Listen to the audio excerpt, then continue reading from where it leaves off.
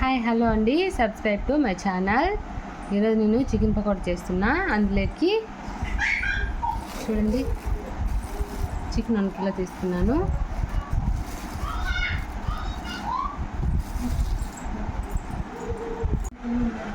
అందులోకి 2 ఎగ్స్ వేసుకుంటున్నాను. అలాగే నేను రెడీమేడ్ పౌడర్ తెప్పించుకున్నాను, నేను చేసేంత టైం లేదని. అలాగే అల్లం పేస్ట్ వేసుకుంటున్నా. చూడండి, అల్లం పేస్ట్ వేసుకున్నా.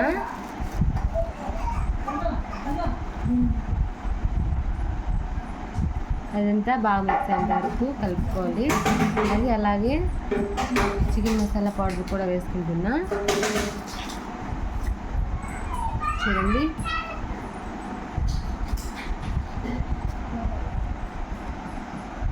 ఈ 2 కలుపుకొని లాస్ట్లో ఎగ్స్ యాడ్ చేసుకుంటాను.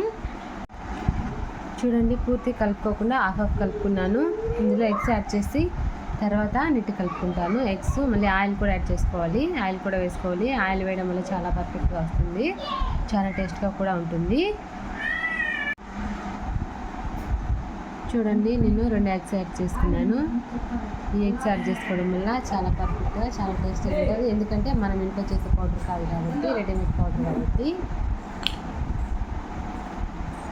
ఇందులోనే ఆయిల్ కూడా వేసుకుంటున్నా.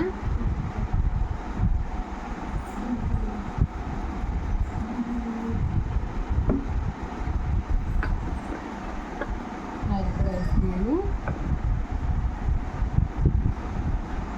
ఇదంతా టోటల్ బాగా కలుపుకుంటున్నా.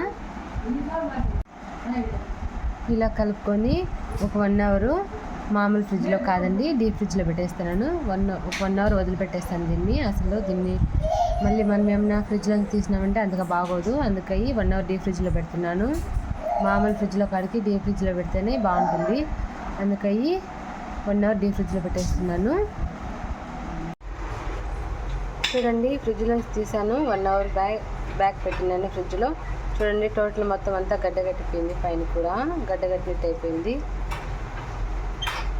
ఇంకా ఇది మొత్తం బాగా కలుపుకొని ఆయిల్లో వేసుకుంటాను. చూడండి, ఆయిల్ అయితే హీట్ అయింది. ఇందులో చికెన్ పకోడా వేసుకుంటున్నా.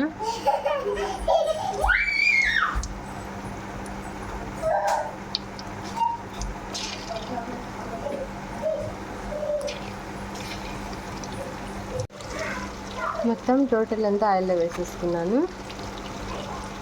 చూడండి,